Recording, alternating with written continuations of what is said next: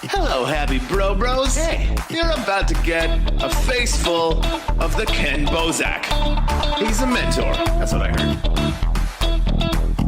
He's a connector. Oh, yeah. He's a brilliant leader. I've seen it. He's Ken Bozak. Oh, happy bro. You gotta get some Bitcoin and hold it. Happy bros. You gotta get those NFTs and you gotta hodl that stuff. You gotta hodl it. 'Cause I'm Ken bro. We got your Bitcoin, bro. He's an original. Buy some NFTs and hold them. How many times does he have to tell you? Going to the moon. We're going to the moon. We're going to the moon. We're going to the moon. Going to the moon. We're going to the moon. We're gonna get real high. We're gonna get real high. We're gonna get real high. We're gonna get real high. Yeah, we're going to the moon. We're going to the moon. Bro, we're going to the moon. Oh yeah, we're going to the moon. We're gonna get real high. Real high. Yep. Real high. Hello, happy bros. Come get some Ken Bozak.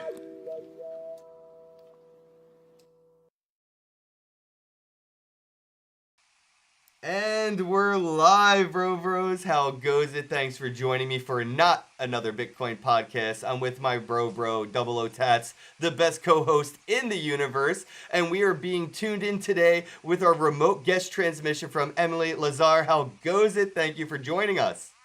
Hi. It's good to be here. Thank you for having me. Thank you for joining us here in the Not Another Bitcoin podcast. Space station. Station.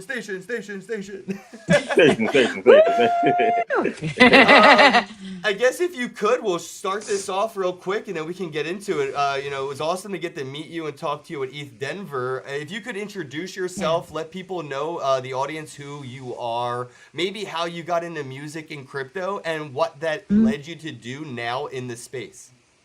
Okay. My name is Emily Lazar. I front the band September Morning. That's MOURNING. It's basically a transmedia project. So it's based off a graphic novel I wrote and published through Image Comics, and we play the characters on stage. It's basically about this human reaper hybrid that can take souls and give people second chances at life by giving them, putting their soul into other people's bodies, basically. In doing so, she starts an epic war between the living and the dead. So it's very like fantasy driven. If you're into that sort of thing, like with Lord of the Rings and stuff like that, like you'd probably really get it. You'd probably really love it. So it's a good book. You can pick it up anywhere comic books are sold. There's 4 books in the graphic novel, and it's a good read. We have 3 new books coming out this year and a bunch of other stuff like popping off. We do have a tour coming up in the fall. So if you want to come see us live, come out and see us live. I have been in this band for a while now. We established ourselves in 2014, starting to tour. We got signed to Virgin Records and got signed to Sumerian Records. And then when the pandemic hit, we kind of like had to go, independent because touring just stopped, and as a rock band, you have to tour or else you don't make any money. Right. So, and like, if you're not touring and you're on a label, you're really not making any money. So we were like, you know what, like our contract was up, we could have signed something else. And we were like, let's just try to do it independent. I had also gotten into crypto in 2014. I had bought my first Bitcoin for like $800 or something like that. And I had put it into a wallet, and then I like kept it there, and I didn't even touch it because I was going on tour. I was touring so much. I was touring like 8-9 months out of the year. I was like always on tour.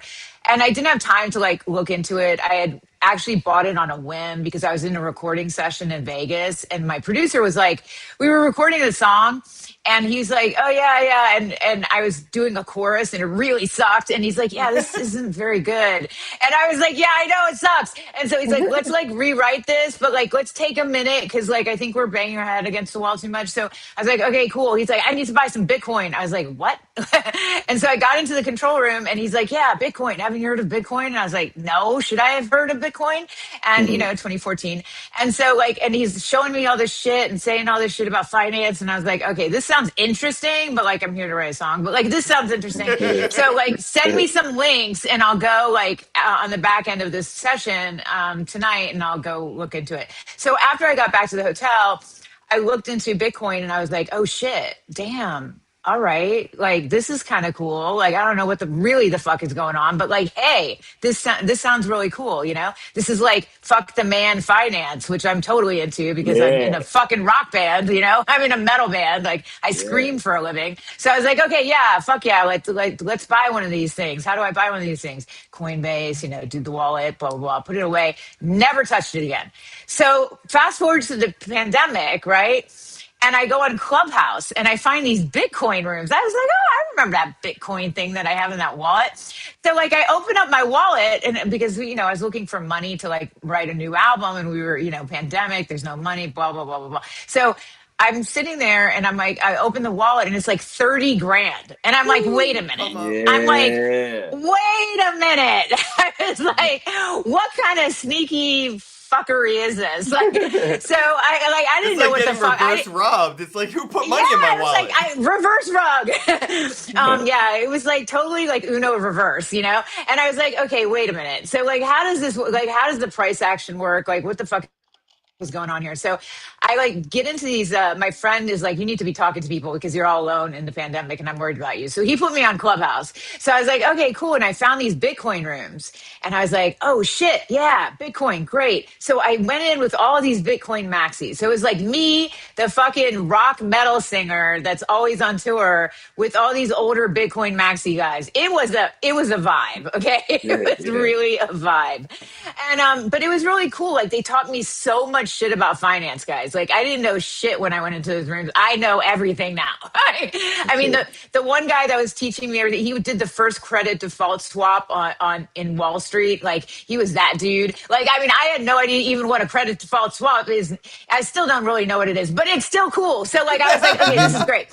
So I still don't get fractional reserve banking. But I was like, whatever.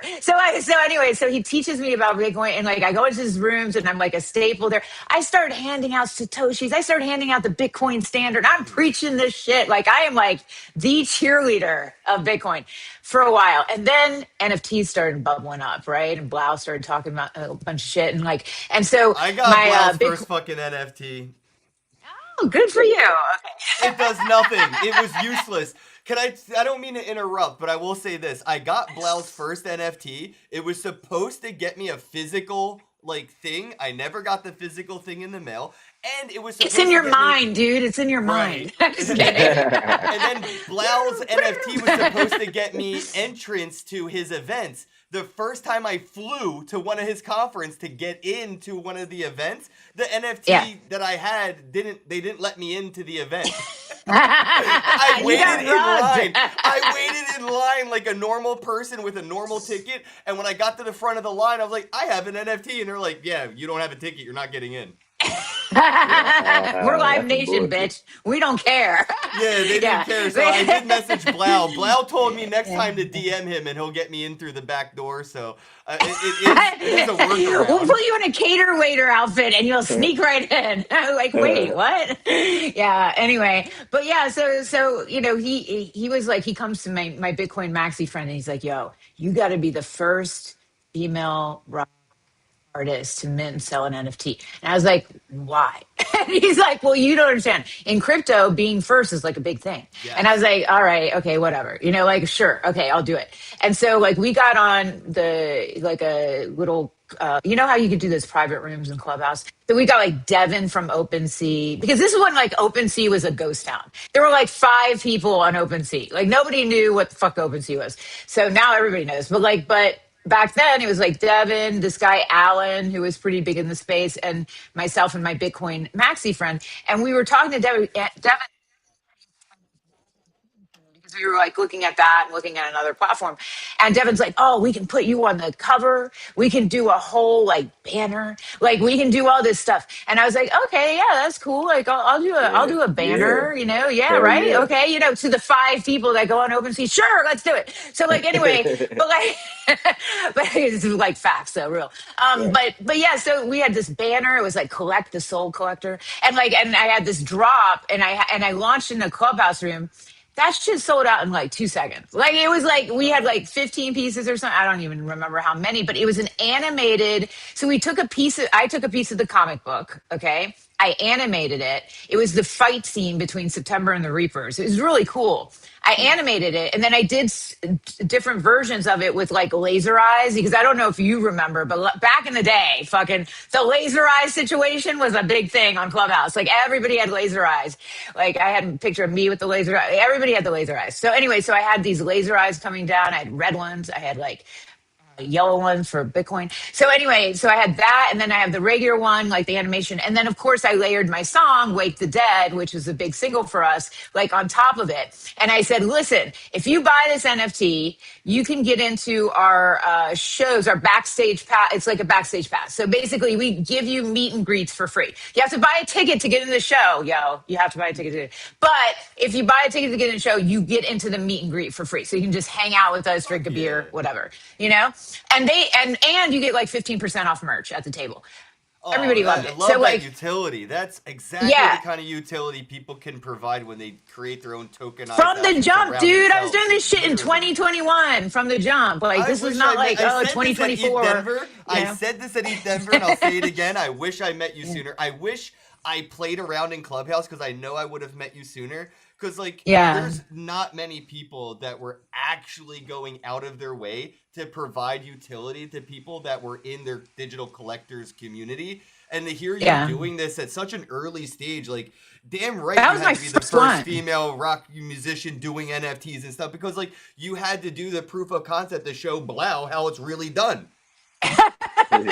Well, I mean, our tours were always set up that way. We always had meet and greets for doors or at doors. So like, I was like, well, this is a perfect opportunity to sell tickets to the show, and then get people an incentive to come. How It's all was the about conversation with your incentivization. label, though, using the music in the NFT? We were independent. We were Oh, independent. We own our own yeah. publishing. We are independent. We can do whatever the fuck we like. That's why I was like, we're not signing. When I saw this NFT thing starting to pop off, I was like, we are not signing another deal. I need the music to be able to do shit with. If I don't have the music to be able to do shit with, we're screwed.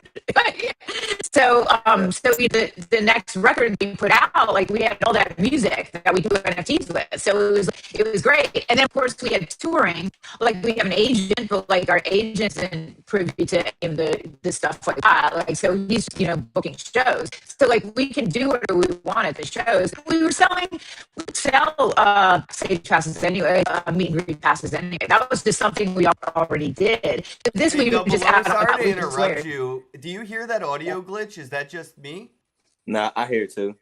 Okay, so something might be happening with your microphone. It just started going like RoboCop with like a hole in his throat. Yeah, I don't know. That might be what the audio issue is, because something just happened. Your microphone audio just went down the tubes. Oh, I'm sorry. I just, yeah, I want people to be Is able that to better? hear Much Can I better. just do this? Okay, all right. So we'll just do this. But yeah, so anyway, so that's kind of how it happened, and I got into it, and then after that, it was like, I mean, I was just like doing this shit, because it takes a while to make money on tour. You have a lot of overhead. You know, you have I pay every band member. Everybody gets paid except for me. I get paid at the end, like when there's stuff left over. But everybody in the band gets paid first. Like, so I take care of my family before I take care of myself. That's just how I work. So I did that, and you know, it's really hard to make money on tour because you know shit was getting expensive, gas was expensive, this and that and the third. So when I made all this money in 2 minutes, I was like, okay, wait a minute, what's the catch? Because because I got a question. A money glitch. Go ahead. Because were you selling your music on NFT as well? Well, kinda. See, we would have like so you would get it, and you know how they had those unlockables on OpenSea? Do you remember unlockables? Do you guys remember that? Yeah, So- unfortunately, every time we talk, I hear an echo because your speakerphone is getting picked up by your microphone. I'm so sorry, we're having technical difficulties. This is so embarrassing. I don't have a microphone. I'm just going through my laptop right now.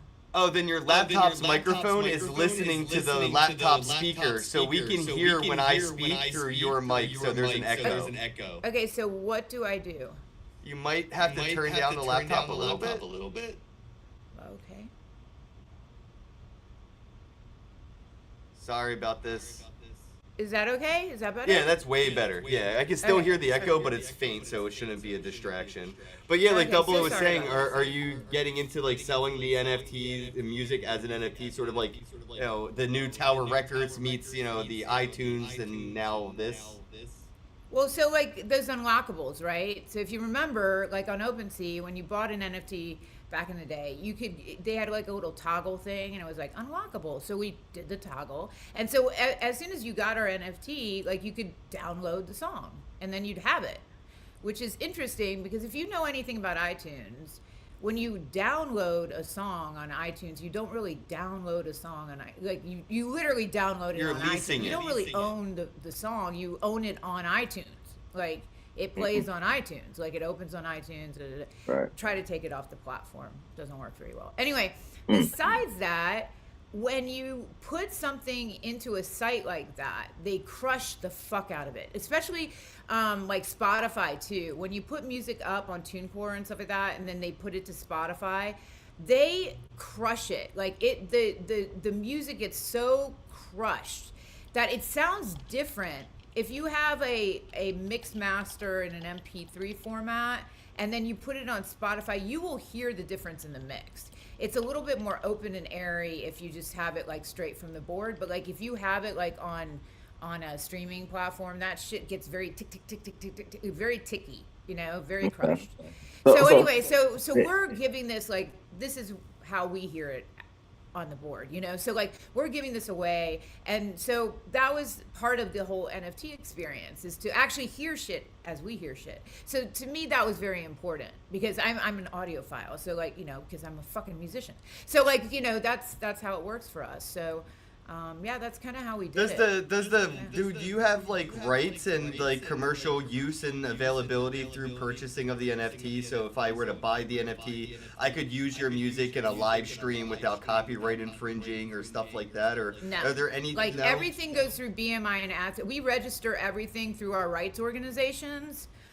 Because you should. If you are a musician and you're not registering through rights organizations, you're screwing yourself, because you need to have those protections on your music so that people can't just use your stuff. Like you need to be able to get the kickback on that. That's how we make money as musicians. I heard if a musician doesn't try to protect their music, a third party can do it on your behalf, and they will just do the copyright strikes themselves, and they will claim all the revenue that your music makes because they protected it on your behalf. So if you don't do it, somebody else will. It's not like I'll be allowed to use the music on, you know, YouTube in the background of a video if you don't protect it, because somebody else will. I'll still get in trouble, but they'll get the money. Yeah, you got to be you really have to there's two things you really have to watch out for. So if you don't have a publishing company, if you're not on a pub deal, you should create your own publishing company as a musician. Like you can do it. Takes like 10 seconds to do it on BMI or ASCAP. You just create a pub company, and you run your music through it. So when it says like, what's your publishing company? Some people are signed to Warner Brothers, some people are signed to this, that, the third, right? If you're independent, usually you're not signing a pub deal, usually. So if you're independent, you just create your own pub company and you run all of your music publishing through your own company, okay? Then through your own company, you know, you also put it on BMI or ASCAP, whatever your rights organization is, and you make sure that the splits are in there and everything like that. Because the thing about music, and the reason, one of the reasons why nobody makes money over here as an artist, is because as an artist, you're the lowest person on the totem pole. Everybody's getting paid before you get paid. Like, that is just how it works. Like, unfortunately, that's how screwed you get. But it's just, it was set up by mobsters, so what do you expect? But anyway, so like, that's well, how yeah, it I mean, works. being a musician is damn near indentured servitude the way it's set up. They basically front you the money to make the product, then you spend that money making the product. By the time it is live and you are about to go on tour, you need to borrow more money because the revenue hasn't come in from the thing you borrowed the money for to make the first time. So it's constantly keeping you in this indebted servitude position where you can't, and with the 360 contract, good luck getting out. Yeah, it's kind of brutal. That's why I implore a lot of musicians, if you can, do not take the big chunk of money up front, because you're gonna just owe it. You know, like, I mean, you know, if you think that, you know, you're gonna make it back, or you think that you're gonna have a long-term career and you're like really set on it, like, yeah, sure, okay, take the money, but like, because if you just get dropped, you're not gonna owe it back anyway. But like, it's just a wash for the label. They take the tax, you know, credit or whatever they get. You got to from take that. a lesson from George Lucas' Star Wars playbook and make all your money on the merch. Let everybody have whatever else they want, sell the merch. Well, before 360 deals, right? Before 360 deals, before they started taking tour revenue, merch was a huge thing. So you'd go on tour, and all the merch that the merch money that you'd make, you'd pretty much make for your tour. So like, it was really good because people were just selling T-shirts and T-shirts. I mean, I have a joke that we go on tour to sell a T-shirt. We're like a selling T-shirt band. Like, that's what we are. Like, we're not selling music anymore. We're literally like, go buy the T-shirt. Like, it's like that, you know. It's really bad, but it is what it is. But like, for us, because we're independent, we keep all of our merch money. We don't have a 360 deal. We're not doing that song and dance right now. So. But That's yeah, so it can powerful not to be brutal. locked down by a 360 contract. I've been trying to get Immortal Technique. I don't know if you're familiar with his music, but I've been trying to get him into crypto since like 2016 because he's one of the only artists that I know that's like sort of mainstream without being signed to any label. And I was trying to show him, like, you know, you could have merch NFTs, bro. Yeah, I mean, the NFT game, I think, is kind of washed at this point. The bubble popped. It's, Not you with know, people like you doing it. Not with that real utility that gets me 15% off at merch and backstage Yes. access at con. That isn't over. That barely got started. There is a handful of people like you that actually did the work that made it worth something for people to invest in the assets. Okay, I when think I say that is about to start all over again. I think people are going Well- to realize, oh, what Emily Lazar did, we should probably do that too. Well, I think that it needs to be framed differently. Maybe I didn't present that idea properly. I don't think NFTs as a concept, as what they are at their core, like how I use them, I don't think that's over. I think the term has such a bad, it's, you know, it's just like, I don't know, people like shiver when they hear it. So I think that it just needs to be reframed as something else, and like, I don't know, it just needs a better marketing technique behind it, better narrative. We need a maybe not rebrand, even that's call for it a- sure.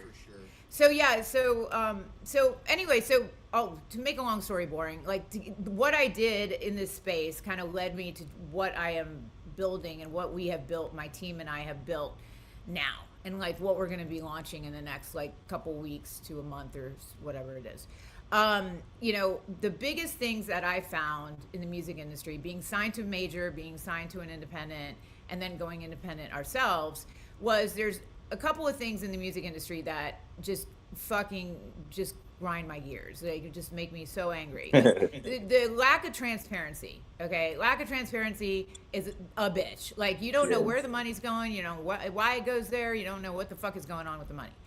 That's number one. Okay.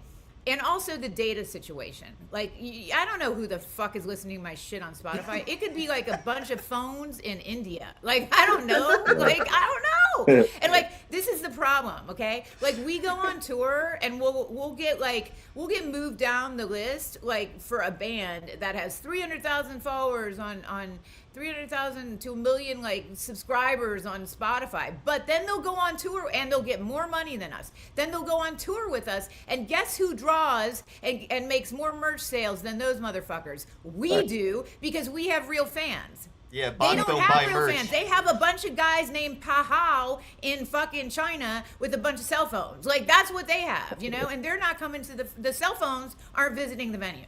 So, like, that makes me mad. The lack of transparency, the botting, the whole situational fake it till you make it. I understand that, okay? I get it. I get that, like, whole proposition. But when you are touring and you're a live band and your revenue and your existence is reliant on the money that you make on touring, fuck that shit. Like, fuck that shit. So anyway, transparency, number one. The monetary issue, guys. Where the fuck are we making money? We're making 0.0003 cents per stream. 0.003 cents. That's insane. Do you know how many streams I have to stream to make $1? Like, it's fucking insane. Like, it's I'm about to insane, start guys. listening to your music 24/7 in the background just so I know I'm Just contributing. loop it. Just loop it Yeah. and put it on mute. Just loop it. That's what I tell all my friends. I was like, loop that shit and put it on mute. You I'm don't have to turn off your 100%. I got computer. you. Just leave it going. It's almost like mining crypto at some point. You just have a phone You're mining mining my Emily music. That's Lazar a really music. good thing. Yeah. Yeah. You're mining my music. So go mine my music. Anyway. You know what? That's the new radio. The new I need radio that is a music $2, miner. man. Right there. So yeah, the monetary issue is screwed. Like, it's Yeah. really screwed. And So you're building a platform for musicians to kind of, work around these issues using Web3 technology? There's one more issue that we're working on. So discoverability. You guys know AI. It's Yeah, coming for us SEO is all, awful right? for music. Oh, dude, do you know how many songs are uploaded by AI people like into Spotify every day? I won't even say the number. You'll throw up. You'll projectile vomit onto the screen. It's really, really disgusting. Like, it's like there's no hope. It's like the hope is gone. Okay. Yeah. So how do you circumvent this shit? How do you, like, because you can't stop it. Like, it's like stopping an avalanche by yourself in the middle of the wilderness. Not gonna happen. So like, you gotta, like, sometimes you just gotta, like, bend over and take it, right? So we're gonna do that, but we're gonna be reading a book while we do it. So like, that is a horrible analogy. You talk about the AI That music, is a right? horrible analogy. You talking about all the AI music being produced on Spotify? What's that? I see you're talking about all the AI music being produced on Spotify. Yep. Okay, yeah, that's good. I was wondering how you felt about that. Like, what's your opinion on AI music? How do I feel about it? If I could projectile vomit onto the screen, that would be it. I'm not Flat gonna out. lie, ridiculous. it's kind of how I feel too sometimes. I know Double O, not to put him on blast, but he uses AI to make music, and some of it is pretty good. It's catchy, it sounds good, but we were just talking about this off air before you hopped on. For music to feel good or sound good, or to, like, for me to say, like, oh, that's a good song, I need comparisons of bad songs. And for bands to get good, they need to have the songs that got them there. And AI is just, it's like always good. So it doesn't have anything that feels good because everything is good. So it's the standard basic feeling. I need true musicians. I want to be able to listen to the first album, and then I want to go all the way to the Black album later. Yeah, well, AI music isn't really good. Okay, let's classify this. Yeah, we got to use Some of these air it quotes. is.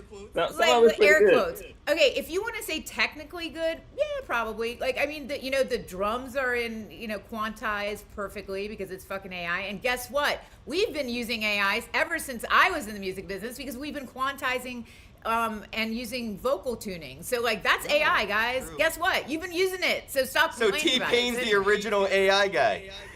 What's that? T-Pain, he's the auto. Yeah, T-Pain. Hey, T-Pain made a whole living out of that shit. And have you seen his tiny desk when he actually sings? Holy shit, his voice, guys. I know. Damn. So good. Anyway, so he doesn't even need it, but he uses it anyway. So here's the thing. So AI has been around since the jump. Like this shit, like, so people are like, I can't believe you're using AI. I was like, bitch, we've been using AI this whole time. You don't even know. Like, it's like, what are you doing? It's like, okay, so like, let's like squash that. And then another thing I'd like to say about the AI thing, people are like, AI isn't real. Okay, wait a minute.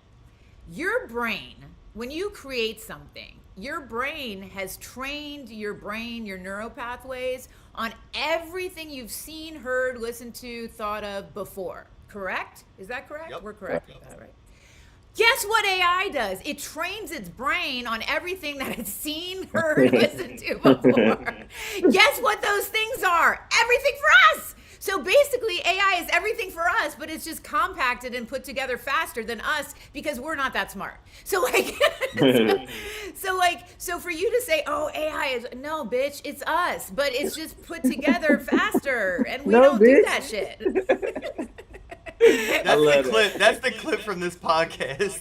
I'm sorry, but like the people that have this argument about this shit, I'm just like, don't you understand? We made it, bitch. We made it. Like, yeah. I mean, if you would have taken somebody like Mozart and dropped him in the year 1990, he wouldn't consider anybody a real musician because everybody was using a digital AI computer-esque thing to create music. So there is always going to be that time period in which the purest point, exactly.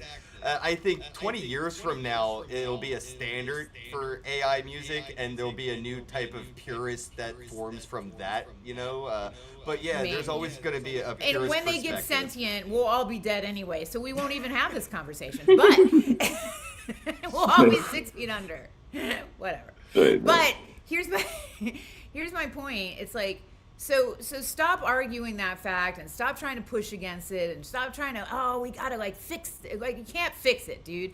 The genie is out of the bottle and he's all over granting wishes. Yeah. Like, it is done, okay? So just let it be. Let it be. Now, what you can do is you can strengthen yourself and your artistic freedom. You can strengthen that. That is something you can control. My dad always told me, he was like, stop fighting for things you can't control, Emily. Like, what the fuck are you doing? It's like the stupidest thing that you can do. Like, he was always calling me stupid because he had a really high IQ and he was a neurosurgeon. But like, so I wasn't really stupid. I was just not as smart as he was. But he was always like, stop trying to like push and push and push against things you can't control. Yeah, stop trying to stop an avalanche on your own. Yeah, you can't stop that avalanche, but you could build a fort that will protect you from the snow. So like, if you see a fucking tsunami coming to the beach and it is like 1.5 miles away, you could build something to protect yourself from the tsunami wave, or you could just stand there and stare at it and go like, I hate you. I hate you. What are you Essentially doing, what people? people are doing. Straight Be up. smarter than the situation. Anyway, okay, that is I'm done preaching. But like, so anyway, so what I decided to do with my friends is take those 3 things: the discoverability, because it's trash, the monetary issue, because it's fucking trash, and and what was the other thing? Well, whatever. Anyway, but you Discoverability. well, discoverability, monetary issue, and there was something, I don't know. I'm too tired. It's too early in the morning to do this shit. Anyway. I know, I'm for so me sorry anyway. it's so early for you. Yeah, it's noon here. I'm Dude, sorry. it's before 10 o'clock. My brain isn't awake. It's like, what the fuck are you doing up? Trust me, I know, because that's why I do the podcast at noon, because I'm no good before 10, so I totally Yeah, understand. I'm trying to get my brain caught up, guys. Did but, you pick a name for the I'm not platform? AI, unfortunately, so I can't think as fast.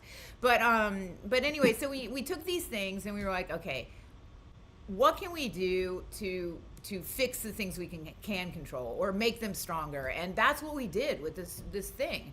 And we created it, and we've had a bunch of meetings with like some amazing people in music. And I'm not going to tech bros, because this is not a tech bro platform. This is a music platform for musicians and artists that uses Web3 tech and AI in the background to facilitate the things that we need to strengthen. That is what this is. We are not here to scrape the music industry of money, which is what Spotify does. Spotify is a tech platform that scrapes music for money. It literally does that. It doesn't care about the artist, dude. Do you think it cares about that? No. It just wants to, like, it's the McDonald's of, streaming, and all you can eat for $12 a month. And even that all you can listen to kind of concept with Spotify isn't really for the consumer either, because of all the ads and inconsistencies in the algorithm and everything else. It's not for the person who wants to listen to music.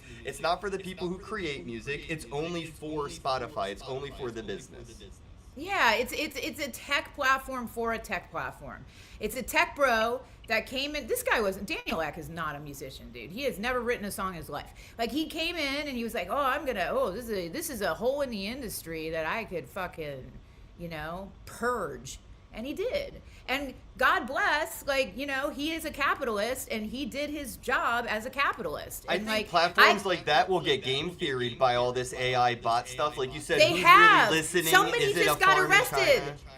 Do you see the guy that got arrested for making an AI band? Okay, so this guy gets arrested. He made an AI band. He puts it on Spotify. He gets all these bots from India or Indonesia or pick a country. And then they go after his songs and they start, looping them, we were mining his songs. And he makes $7 million off the platform. And the government comes after him because they're like, that's not real. Duh, bitch.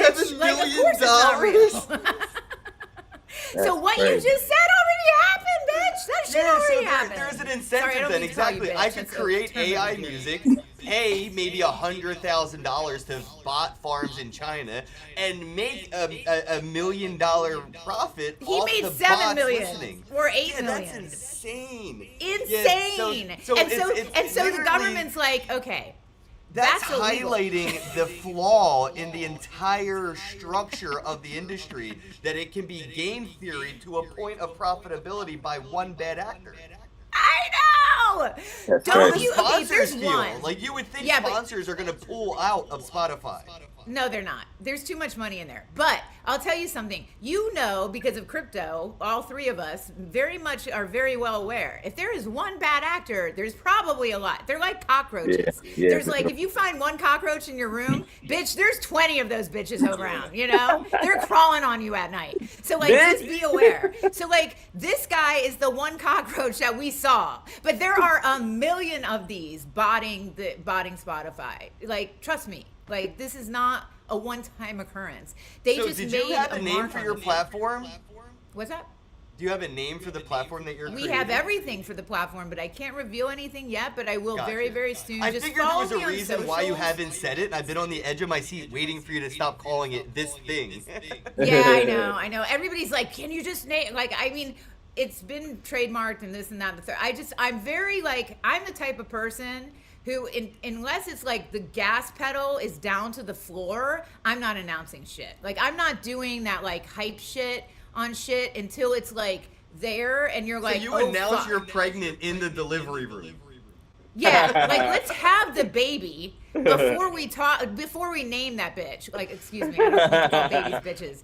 No, but we're again, gonna term of we're endearment. clipping every time you said the word bitch, and I'm making a montage video. Yeah. We gotta You should count just, them. We gotta you count should them. just every A time bitch I count. It's a cuss drinking or game. call somebody a bitch, you should just clip it. You'll have an hour length of that shit. Anyway. This is awesome. So it would be a bad. song. That's an AI generated song. Emily Oh Lazar, shit! Don't you bitch, do that bitch, to me! bitch, Don't bitch, you bitch, do bitch. that! What a After all dumb this step. talk, you're really gonna do that?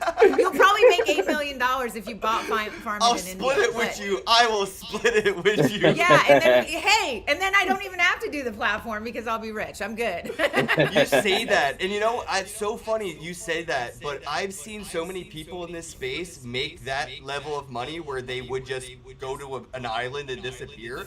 And I think the problem is they got to that point where they had that money, and then the responsibility really kicked in, where they're like, now not only did I feel like I should do that, I actually have the means to do it. And they don't retire, they don't disappear, they keep building. So I imagine if you did make that $8 million, it wouldn't deter you from building what you're building. It would only amplify the actual product itself. Mhm. honestly, if you if you look at just who I am and what I built in the past, and September Morning especially, I mean with the comic books and the videos and the costuming and the stage show, and if you've ever seen our stage show, it's quite a whole theatrical masterpiece. But you know, it's a whole thing. Like I've been building for like a decade on this shit, and I just keep building. And then I've been building this platform with my friends for a year and a half, and then like I keep building shit. Like I can't not build.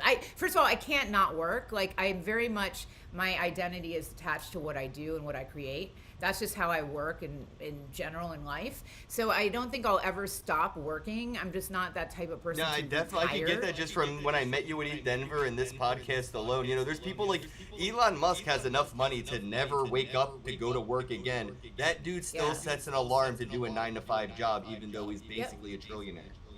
Because he doesn't do it for the money. That's not why he's doing it. Like your motivation, you need to be very in touch with what motivates you. I know exactly what motivates me. You know, taking over the world. I'm just kidding. But like, no, no. What motivates? Hey, I feel that though. I feel that. That should be a clip. Yeah. What motivates me is just, you know, is the process. The process is what's amazing, guys. You know, when you have that light bulb and you see something go from idea to proof of concept. Holy shit. That is like the first time we played a big festival to about 50,000 people, and they started singing my lyrics back to me. I was like, okay, wait a minute. Yeah, it's real. Like, it's real. wait a minute. Yeah. Like, you understand this song to the fact that you want to scream that shit back to me? Wait, what? Like, you know, like, you understand the story. You understand that it's about second chances at life. You understand that it's about more than a fantasy-driven comic book. You understand that. That's why you're a super fan and you buy everything in our merch store and you come to every show and you're at every meet and greet and you're like, you know, I mean, those fans are what we're about. Those aren't bots. Those are real people behind those computers. Yeah. And they're the ones that move markets, guys. Those are the people that move markets. And I'm not talking about financial markets. I'm talking about like music markets. Well, since like you have the perspective of a musician and you're also tech savvy, maybe you can kind of paint the picture and try and maybe describe the difference in the industry and how it looks in a Web3 ecosystem, comparing to like how we saw things in like the Tower Records era move into the iTunes, Spotify era. What does that, you know, NFT Web3 music era look like? What sets it apart and makes it different than all the other eras we have seen in the music industry? You know, I thought about this question a lot before, and I had an answer probably a year ago that's totally different than what I have now, just because of like what I've been through. But the narrative of ownership has been something that has like declined over the years. It started with like 8 tracks, I guess, went into tapes, went into CDs, went into vinyl, went into CDs, and went into digital recordings, and then it kind of like filtered out, right, into this streaming rent a song, basically. It's like you're leasing this shit now, right? So there's no real ownership. And what's interesting in the music industry right now is that there's a pivot. So we've had streaming for about 10, 15 years. So there's a cycle that has completed in that. And the streaming services are hitting those ceilings, and they're like, wait, we can't really go very much farther here, you know? Where do we go, you know? Because it's not ownership, it's leasing. So it's like, so they're having issues like, how do we figure out how to expand when there's really nowhere to go? So like, so everything is starting to pivot back to ownership. So you see an increase in downloads, increase in vinyl, increase in physical sales, increase in tour revenue. Like there's a pivot to ownership. Yeah, vinyl is definitely making a comeback. Yes, all of that shit is. All of it's making a comeback, and it's because people are like, wait a minute, I really kind of want to own shit again. Right. I want to know that this shit is mine, which the whole premise of an NFT, a non-fungible token, is it's yours. It's nobody else's. It's yours. Yeah, if you lose your iTunes or Spotify login credentials, there goes everything you've ever put money into. It's gone. But people didn't care because they didn't care about ownership back then because it was new. It was a new shiny toy, right?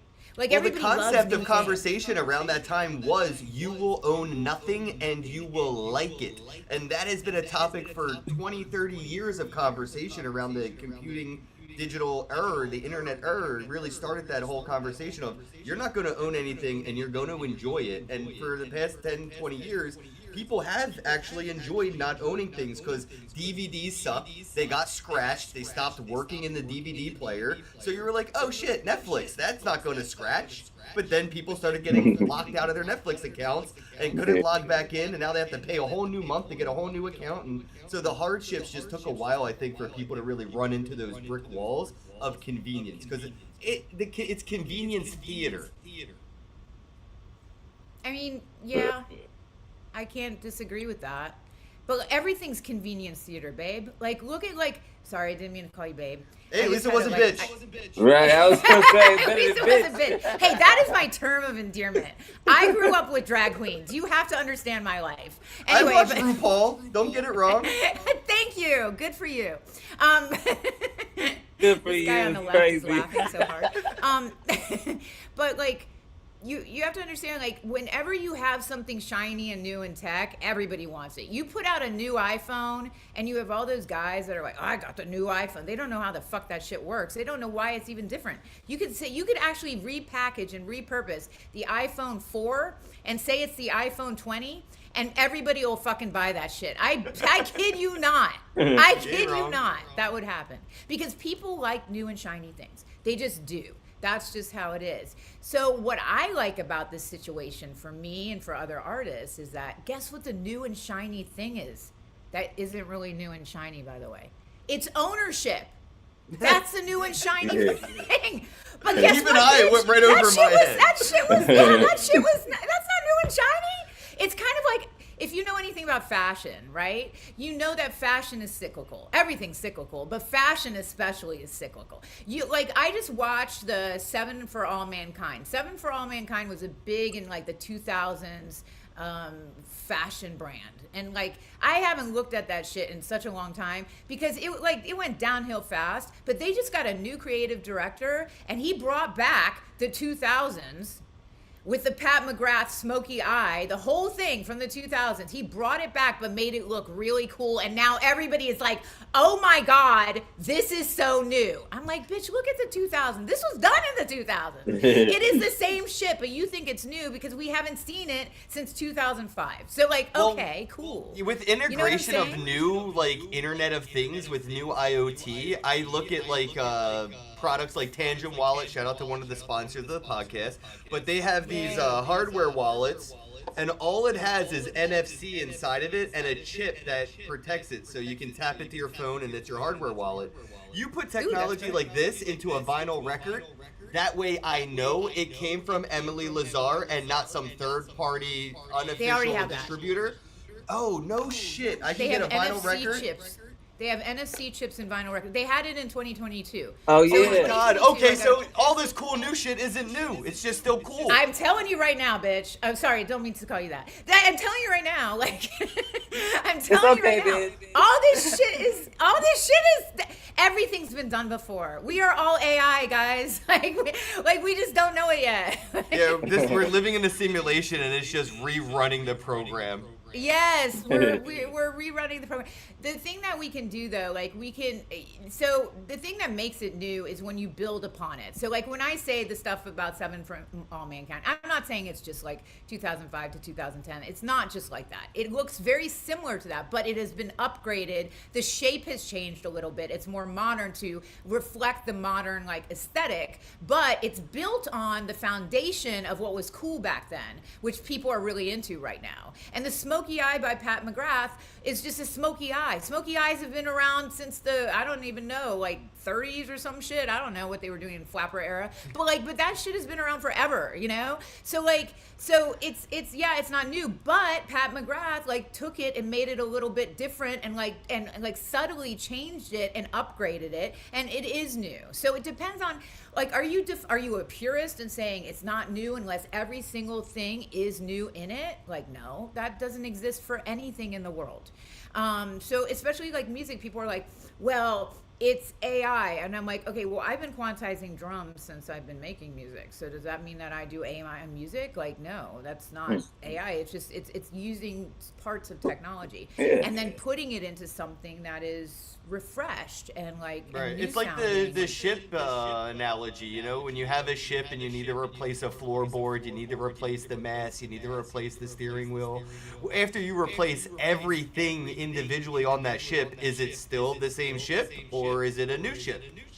It's just upgraded. It's an upgrade. It's 2.0. It's ship 2.0, you know? Like, you know what it reminds me of?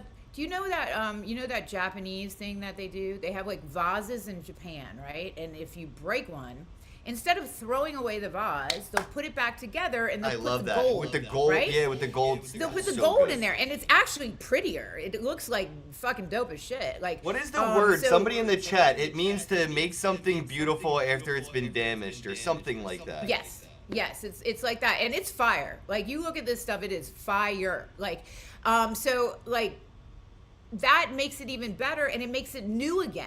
So it's like repurposing, but adding something to create a new sort of emotional context. And I think what we always forget as human beings is that we run on chemicals. We're just a big bag of chemicals that runs on chemicals and emotions. That's what we are. Like, you know, like I'm looking at this room that you're sitting in and all these, and I'm reading all the things as I'm talking to you, which is very distracting. But I'm reading all this, but I'm getting these like different sorts of like chemical, like, you know, pings or pangs, like because of it, you know. I mean, it's very it's cool as fuck. Thank like, you. so That's the vibe I was going for. The reason I made this environment the way I made it was to not only make myself more comfortable being on camera, but my guest. When I have somebody like you on the podcast, you know that all the eyes watching it aren't just staring you in the eyes. They're scanning the entire room. So it's almost like when you're on stage and you're picturing everybody else in their underwear. Instead of putting them in their underwear, I put a bunch of underwear in the background. Yeah, that would be cool. You should do that one time. Hide a bunch of different types of underwear. Just hang some Hanes and some whatever the fuck. All right. We're gonna add a laundry line to this. I guess we're coming close up on the hour. We can kind of wrap it up here. I don't want to take up too much of your time. I know that you were in Clubhouse and stuff, but maybe let people know where they can find you now. You know, join your community and keep up to date with what you have going on. Yeah, tell them, bitch. What's that? That's a clip. Tell him, bitch. Okay, cool. So I will tell him, bitch. Okay, bitches, go to Emily Lazar _SM. I'm dead right now. This is hilarious. Love you guys. Love. I don't know Dude, it was so nice to meet you at ETH Denver, bro. So much of a pleasure having you on. It was such a vibe. I don't even know what we went. We were going into aliens on that podcast. I don't know where we were going. I was like, where is this train going? It's that like was off one the of the tracks. best off-the-cuff conversations anybody had at ETH Denver, because like we just naturally went with the flow, and that flow went wild. It was yeah, it was pretty wild. Mickey should be posting it any day now, and I'll be posting it right after him as well. So keep an eye out for what is it? The Beyond the Blocks podcast. I think that's what Miggy called it. Yeah. Oh, yeah. Beyond the Block. So every Monday at 2 p.m. Pacific, I do a Beyond the Block music room on Spaces. So come through. Like, come through and talk music with us. We just talk shit on the music industry, basically, for 2 hours. It's so great. Spaces, that's where we can catch you, not Clubhouse. What's that? We can catch you on Spaces now. Yeah, I'm not on Clubhouse anymore. That was 2021. But I'm more on X. So you can catch me at Emily Lazar _SM, or on Instagram I'm the same, and Facebook I'm pretty much the same, like everywhere across board. And then of course the band is September, and then Morning MOURNING. So you can catch us on X and Instagram and TikTok and name a platform, and we're on there. So and of course Spotify, and go mine my stream so I can make $4 and go buy a Starbucks. Oh, I I can't even buy a Starbucks with $4. But like No, maybe not it's anymore. a tax on the Starbucks, you know.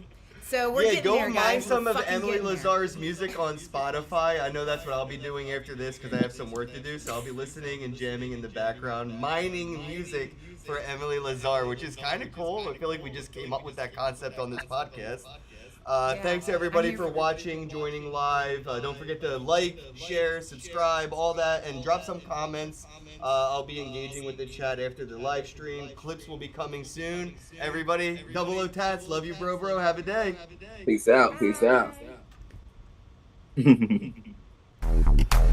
Hello, happy bros. Hey, you're about to get a face full of the Ken Bozak. He's a mentor. That's what I heard. He's a connector. Oh, yeah. He's a brilliant leader. I've seen it. He's Ken Bozak. Oh, happy bro. You gotta get some Bitcoin and hold it. Happy bros. You gotta get those NFTs and you gotta hodl that stuff. You gotta hodl it. 'Cause I'm Ken bro. We got your Bitcoin, bro. He's an original. Buy some NFTs and hold them. How many times does he have to tell you? Going to the moon.